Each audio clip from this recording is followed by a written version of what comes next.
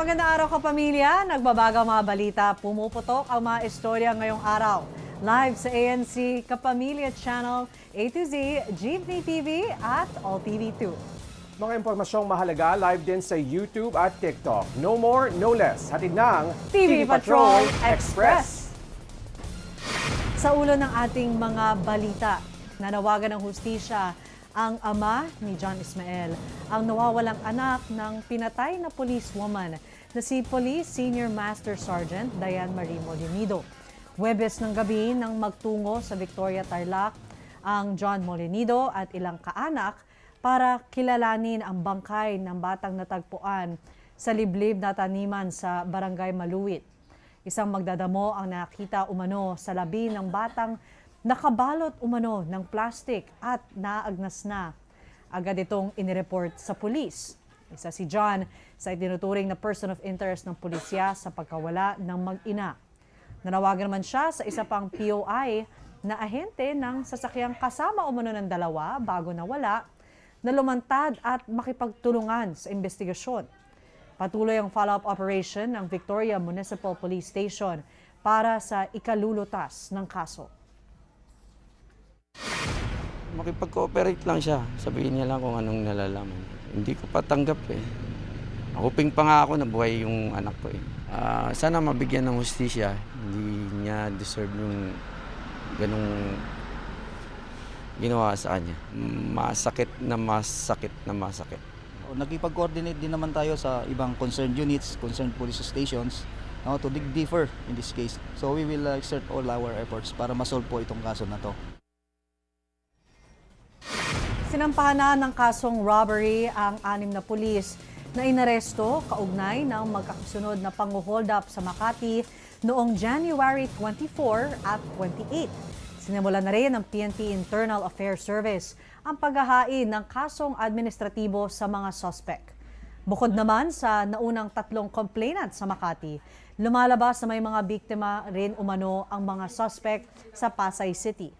Habang isinasagawa ang inquest proceeding sa mga suspect sa Makati Police Station ngayong Biyernes, isang babaeng taga-Pasay ang lumutang at nagsabing biktima rin siya ng mga pulis noong September 1 ng nakaraang taon. Ayon kay alias Rosalie, nilapitan siya ng 4 na pulis na sakay ng motorsiklo, saka kinaladkad at hinuli. Tinawagan pa ang kanyang anak at nanghingi ng 50,000 piso sa e-wallet. Kinuha rin umano ang kanyang mga alahas. Dagdag ni Rosalie na biktima rin umano ng mga suspect ang kanilang kapitbahay. Isinailalim na sa restrictive custody at preventive suspension ang mga sangkot na pulis habang nagpapatuloy ang investigasyon. Sugatan ng isang tricycle driver matapos saksakin ng isang pedicab driver dahilan sa agawan ng pasahero sa Malate, Maynila. Sa kuha ng CCTV, may dalang kutsilyo ang pedicab driver at papunta sa pila ng tricycle at pedicab. Hindi nahagip sa video ng undayan niya umano ng saksak ang isang tricycle driver.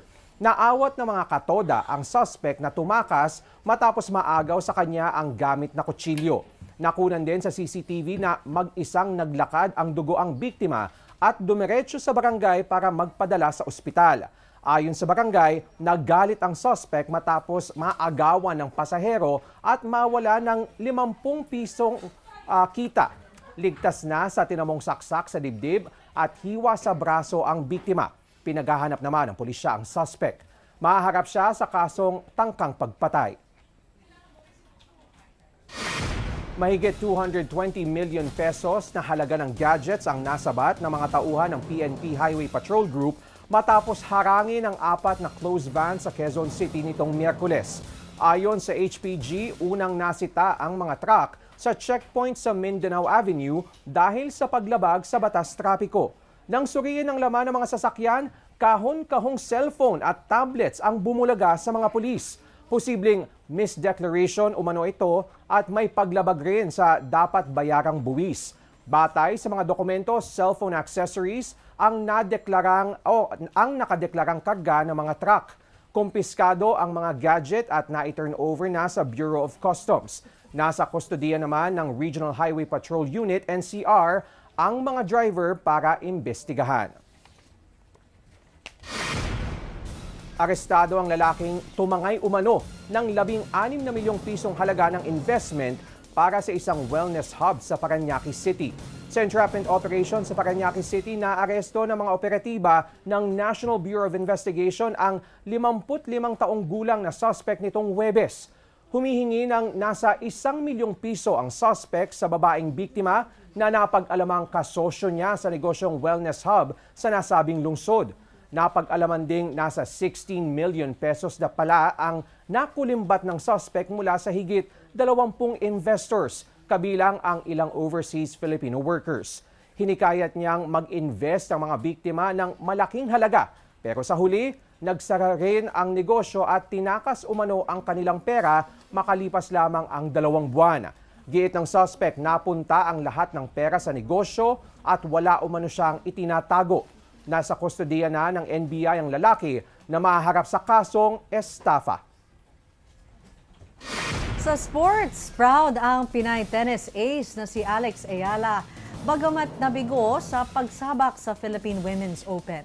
Natalo ni Camila Osorio ng Colombia ang pambato ng Pilipinas matapos ang 2 sets sa kanilang quarter-final match Huwebes ng gabi. Maatikabo ang labang sumubok sa kakayahan ni Ayala. Hindi nagpatinag ang Pinay tennis star lalo't pat walang patid ang pag-cheer ng mga kababayang nanood sa kanya. Pero sa huli, nanaig si Osorio. Gayunman, masaya si Ayala at marami aniya siyang natututunan sa kanyang laban. Lilipad pa Middle East si Ayala para lumaban sa Mubadala Abu Dhabi Open. Susunod, kapamilya host Edward Barber, iiwan na nga ba ang showbiz dahil sa bagong papel na itinadhana sa kanya. Abangan sa pagbabalik ng TV Patrol Express.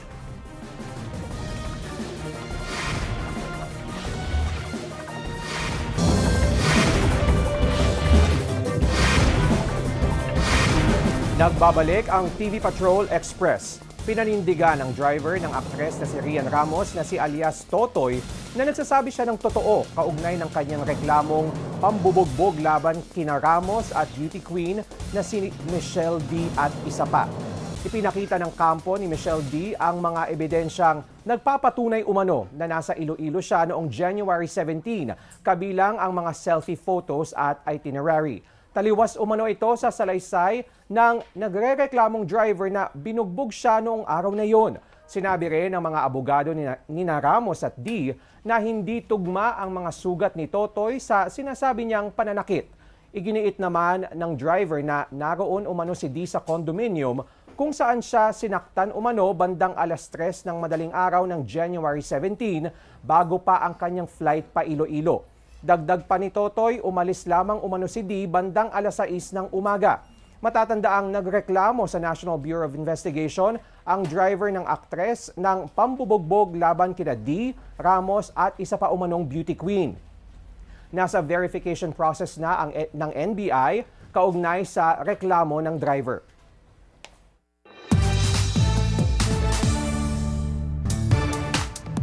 Ang latest sa showbiz sa ating Star Patrol Express. Ganap ng pass-earn training ang kapamilya host na si Edward Barber. Ibinahagi ni Edward kung ano ang nag-udyok sa kanyang maging isang pastor.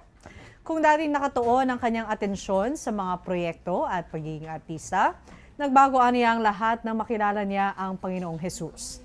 Ayon pa kay Edward, unti-unti niyang niyakap at tinanggap ang kanyang purpose at calling sa buhay. Malaking bagay aniya ang suporta at pagmamahal ng mga kaibigan sa industriya sa bagong papel na itinadhana sa kanya. Ang tanong ng lahat, iiwan na ba ni Edward ang mundo ng showbiz dahil dito? Ito ang kanyang sagot. I'll still be there in the industry doing events. I'll still be continuing with my podcast as well. I'm not quitting, I'm not leaving. It will just look different. Approve sa original cast members ng Bagets ang bago musical stage adaptation ng kanilang iconic 80s blockbuster movie. Dumalo sa gala night ng Bagets the Musical sina Raymond Lauchenko, Yula Valdez, Herbert Bautista, Yayo Aguila at Cheska Inigo nitong Huwebes. Nag-enjoy ang original cast na itinuring ang stage adaptation na isang trip down memory lane.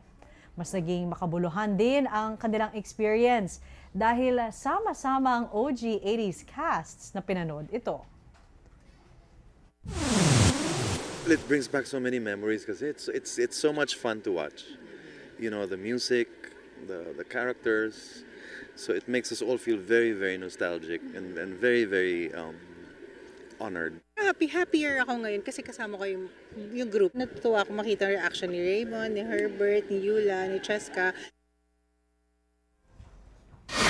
At yan ang ating Star Patrol Express sa araw na ito.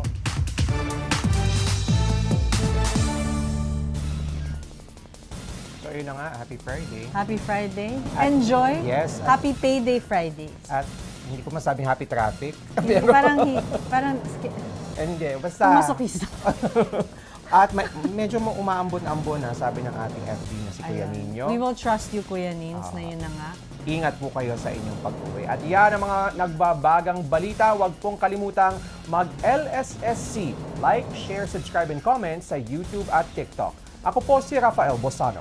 Mga kapamilya, bukod sa YouTube at TikTok, napapanood na rin live ang TV Patrol Express sa ANC Kapamilya Channel A to Z, Jeepney TV at All TV 2. Maaari nyo rin scan ang QR code sa inyong mga screen para mapanood sa aming YouTube channel ang mga latest news o balikan ang mga balita na nakalagpas sa inyo. Ako po si Denise Densay. Maraming salamat at ulit, happy weekend! Happy weekend! Kapamilya!